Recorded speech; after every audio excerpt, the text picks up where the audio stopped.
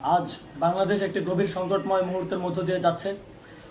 এখন পর্যন্ত আমাদের প্রাপ্ত খবর অনুযায়ী আওয়ামী লীগ, ছাত্রলীগ, যুবলীগের সন্ত্রাসীরা গুলি করে কুপিয়ে প্রায় 30-এর অধিক শিক্ষার ছাত্র জনতাকে হত্যা করেছে এবং দিন শেষ হতে হতে এই সংখ্যাটা কোথায় গিয়ে দাঁড়ায় আমরা জানি না। এরই প্রেক্ষিতে আমরা একটি সিদ্ধান্ত নিয়েছি, আমাদের একটি জরুরি সিদ্ধান্ত মোতাবেক আমাদের যে 6 তারিখের যেই লং মার্চ টু ঢাকা কর্মসূচি ছিল সেটাকে আমরা একদিন এগিয়ে নিয়ে এসেছি। অর্থাৎ আগামীকাল 5ই অগাস্ট সারা দেশের মুক্তিকামী জনতাকে ঢাকার উদ্দেশ্যে রওনা হওয়ার জন্য আমরা আহ্বান জানাচ্ছি। যারা পারবেন, যাদের পক্ষে সম্ভব হবে, আজ রাতেই আপনারা ঢাকার উদ্দেশ্যে রওনা হয়ে যান। আমরা আগামীকাল সারা দেশের মুক্তিকামী জনতাকে ঢাকায় আসার আহ্বান জানাচ্ছি। বিশেষ করে ঢাকার আশেপাশে যে জেলাগুলো আছে আপনারা দায়িত্ব নিয়ে মসজিদের মাইকে ঘোষণা দিয়ে যাদেরকে পাবেন সবাইকে নিয়ে ঢাকার উদ্দেশ্যে রওনা হন। এই লড়াই আমাদের জন্য একটি চূড়ান্ত লড়াই।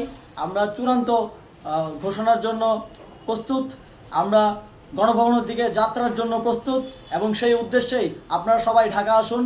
আমরা আপনাদের সবাইকে নিয়ে আমাদের চূড়ান্ত দাবি আদায়ে এগিয়ে যাব। আমি জানি না সমন্বয়করা আজকে রাতে বেঁচে থাকতে পারবে কিনা, কিন্তু আপনাদের উপর আমরা এই দায়িত্ব দিচ্ছি। আপনারা সবাই নিজ দায়িত্বে ঢাকায় আসবেন আগামীকাল এবং পরশু পরিস্থিতি বিবেচনা করে পরশু গণভবনের দিকে 4 দিক থেকে আমরা রওনা হব। আমরা খুব আতঙ্কের সাথে লক্ষ্য করছি যে ছাত্রলীগ, যুবলীগ এবং আওয়ামী লীগের গুন্ডারা পুলিশের অস্ত্র দিয়ে পর্যন্ত সাধারণ জনগণের উপর হামলা করছে। কিন্তু একটি সুখের খবর হচ্ছে সারা দেশের বিভিন্ন স্থানে সেনাবাহিনী ছাত্র জনতার পক্ষে দাঁড়িয়েছে। আবার কিছু কিছু জায়গায় যেমন মিরপুর ও মোহাম্মদপুরে সেনাবাহিনী ছাত্র জনতার বিপক্ষে দাঁড়িয়ে গুলি চালাচ্ছে।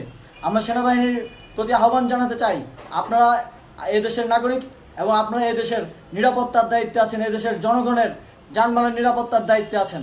আপনারা দেশের পক্ষে এবং দেশের জনগণের জন্য কাজ করবেন। কোনো খুনি সরকারের জন্য, কোনো খুনি রাজনৈতিক দলের জন্য কাজ করবেন না। এটি এদেশের জনগণ আপনাদের থেকে প্রত্যাশা করে।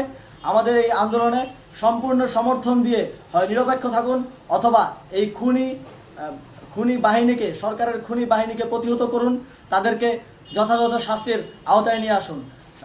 যেই কারফিউ সরকারের পক্ষ থেকে ঘোষণা করা হয়েছে, আমরা স্পষ্টভাবে বলতে চাই সেনাবাহিনী এই ধরনের কোনো কারফিউ বাস্তবায়নের জন্য মাঠে না নামে।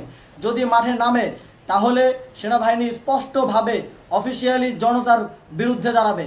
আমরা চাই না সরকারের এই ষড়যন্ত্র সেনাবাহিনী পা দিক। সেনাবাহিনীকে জনতার বিরুদ্ধে দাঁড়ানোর যে ষড়যন্ত্র সরকার রচনা করছে সেটিতে সেনাবাহিনী পা দিবে না, এই বিশ্বাস আমরা রাখতে চাই। আওয়ামী লীগ আজ সারা দেশে তাদের খুনি বাহিনীকে নামিয়ে দিয়েও ছাত্র জনতার প্রতিরোধের মুখে টিকতে পারেনি। রাজপথের পরাজিত শক্তি হিসেবে তারা সেনাবাহিনী সহ অন্যান্য বাহিনীকে আমাদের বিরুদ্ধে কাজে লাগানোর চেষ্টা করছে। এই চেষ্টাকে, এই ষড়যন্ত্রকে ব্যর্থ করতে হবে এবং আগামীকাল সারা দেশে মসজিদে মসজিদে ঘোষণা দিয়ে ঢাকার উদ্দেশ্যে আপনারা রওনা হন। প্রত্যেকটি পরিবার থেকে অন্ততপক্ষে একজনকে ঢাকার উদ্দেশ্যে রওনা করে দিন, এই ইতিহাসের সাক্ষী হতে, একটি নতুন বাংলাদেশের অভ্যুদয় ঘটানোর একজন কর্মী হতে। ধন্যবাদ সকলকে।